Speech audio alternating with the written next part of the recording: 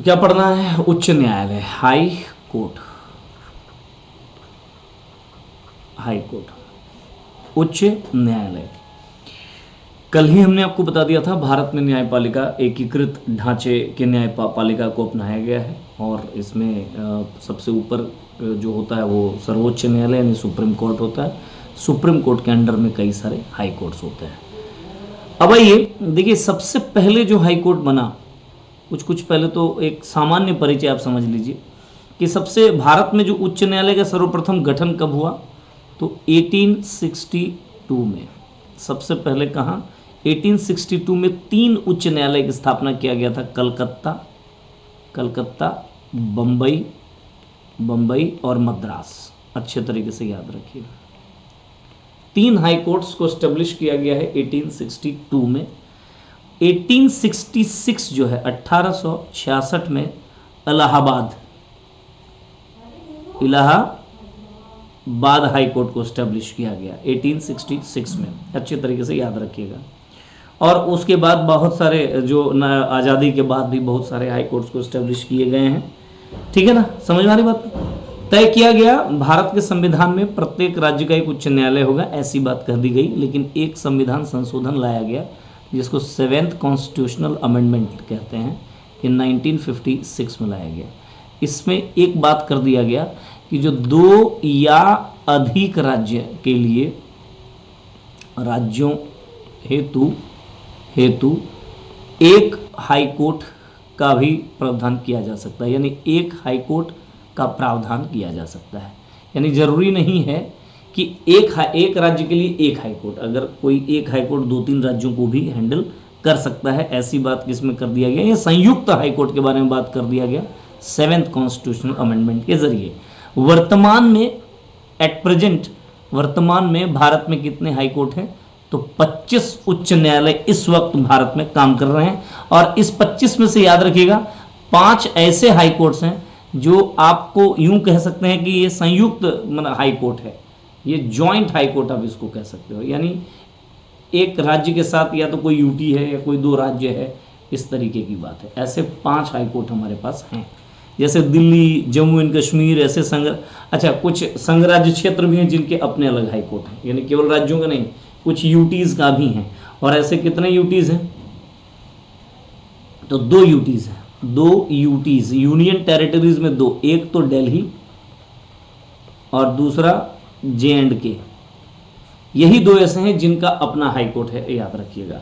High court के गठन से रिलेटेड जो प्रोविजन है वो आर्टिकल 216 में कहा गया है, 216 में इसके बारे में जिक्र कर दिया गया और कहा गया कि प्रत्येक राज्य का या प्रत्येक उच्च न्यायालय एक मुख्य न्यायाधीश और ऐसे अन्य न्यायाधीशों से मिलकर बनेगा जिन्हें राष्ट्रपति समय समय पर नियुक्त करेगा। समझ में आ रही बात? तो क्या कह दिया गया कि एक मुख्य न्यायाधीश और इसके अलावा क्या कर दिया गया कि अलग अलग अन्य न्यायाधीश, एक मुख्य न्यायाधीश और अन्य न्यायाधीश, ये सब मिल करके हाई कोर्ट का। और ये कितने अन्य न्यायाधीश होंगे? ये कितने होंगे? तो राष्ट्रपति जो समय समय पर तय करेगा, यानी कोई फिक्स नहीं है। अलग अलग हाई कोर्ट में ये स्ट्रेंथ अलग अलग है। सुप्रीम कोर्ट में हमने आपको बताया था 1+33 वर्तमान में, याद होगा अगर, है ना? तो इस तरीके की बात इसमें की कर दी गई है। दूसरी बात, जरा सा और आगे बढ़ता हूं कि जो हाई कोर्ट के जो जजेस हैं, है ना, हाई कोर्ट के जो न्यायाधीश हैं, उन न्यायाधीशों की नियुक्ति कैसे हो रहा है?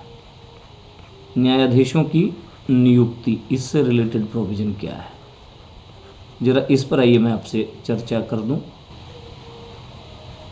हाई कोर्ट में न्यायाधीशों की नियुक्ति के बारे में आपसे बात कर दूं तो बहुत स्पष्ट कह दिया गया कि राष्ट्रपति जो है ना, कौन? राष्ट्रपति हाई कोर्ट के न्यायाधीशों की नियुक्ति करेगा। लेकिन कुछ राष्ट्रपति हाई कोर्ट के न्यायाधीशों की नियुक्ति करेगा, ठीक है। लेकिन इसमें एक बात क्या कर दी गई कि ये अपने मन से ही नहीं करेगा, किसी कुछ ऐसे लोग होंगे जिनसे वो सलाह लेगा।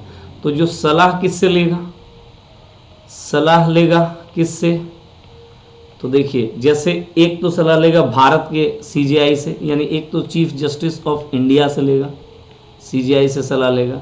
दूसरा जो संबंधित राज्य है, संबंधित राज्य है उस राज्य के जो गवर्नर हैं इनसे सलाह लेगा, करेक्ट। और दूसरी बात कि उच्च न्यायालय की जो मुख्य न्यायाधीश के अतिरिक्त किसी अन्य न्यायाधीश की अगर नियुक्ति लेंगे, है ना, मुख्य न्यायाधीश अगर चीफ जस्टिस के अलावा अगर अदर जस्टिस की नियुक्ति होना हो तो ध्यान रखिएगा कि जो हाई कोर्ट, संबंधित हाई कोर्ट का जो चीफ जस्टिस है उससे भी सलाह लेगा। तो ये इन लोगों से सलाह लेने के बाद राष्ट्रपति क्या कर सकता है, हाई कोर्ट के न्यायाधीशों की नियुक्ति करेगा। तो यहाँ पे ये बात आपको समझ में आई, कंफ्यूज नहीं होना है। सुप्रीम कोर्ट के और हाई कोर्ट के दोनों ही जगह के न्यायाधीशों की नियुक्ति राष्ट्रपति महोदय करते हैं, करेक्ट। समझ में आई मेरी बात। तो ये सब चीजें थोड़ा सा याद रखना है ना। तो 4 सीनियर मोस्ट जजों का एक कॉलेजियम होता है, एक मंडल होता है, और वो भी न्यायाधीशों की नियुक्ति में वो क्या करता है, एक तरीके से रेकमेंड करता है, जिसको कॉलेजियम सिस्टम ऑफ अपॉइंटमेंट हम लोग कहते हैं। आगे बढ़ूं तो हाई कोर्ट के जो न्यायाधीश हैं उनकी योग्यता क्या है, हाई कोर्ट के न्यायाधीशों या न्यायाधीश की योग्यता क्या है। कल मैंने आपको सुप्रीम कोर्ट के न्यायाधीश की योग्यता बताया था, एक तो भारत का नागरिक हो और बाकी 3 शर्त बताया था, उनमें से कोई भी एक शर्त फुलफिल करे। नंबर 1, 2 या अधिक राज्यों में वो न्यायाधीश, 2 या अधिक हाई कोर्ट में वो न्यायाधीश रह चुका हो, जज रह चुका हो। 2 या अधिक हाई कोर्ट में वो कोई अधिवक्ता रह चुका हो 5 साल के लिए, दोनों ही कंडीशन में 5-5 साल के लिए, न्यायाधीश भी रहो तो 5 साल, अधिवक्ता भी रहे तो 5 साल। और तीसरा कि राष्ट्रपति की नज़र में कोई एक प्रकांड विधिवेत्ता हो। अगर ये तीनों चीज़ें हैं तभी, करेक्ट। तो इन तीनों में से कोई एक कंडीशन फुलफिल करे। हाई कोर्ट की अगर बात करो तो देखिए इसमें क्या है, तो 1 नंबर बात वो तो कॉमन है कि भारत का क्या हो, भारत का नागरिक हो, ये सेम है। दूसरी बात इसमें क्या लिखा है देखिए कि जो भारत के न्यायिक कार्यों में 10 वर्ष का अनुभव रखता हो, न्यायिक कार्यों में, जुडिशियल एक्टिविटीज में, कार्यों में 10 वर्ष का अनुभव रखता हो,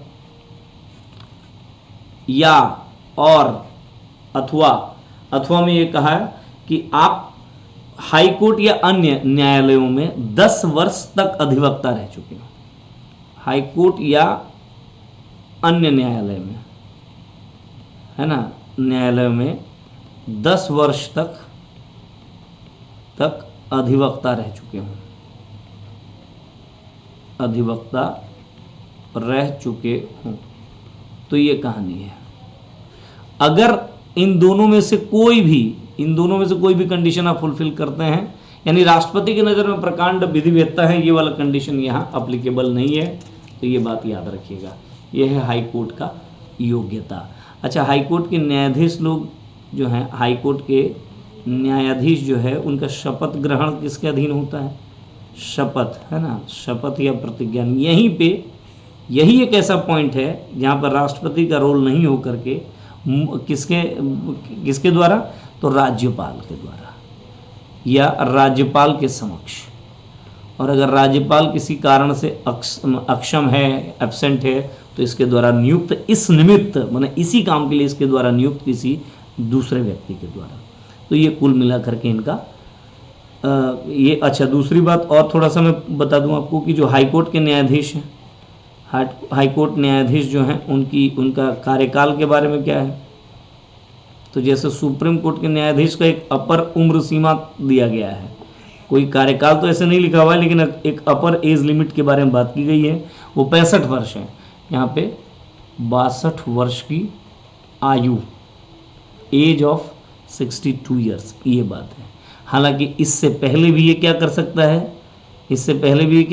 है, तो त्याग पत्र दे सकता है। और अगर त्याग पत्र देना होगा तो किसको देगा।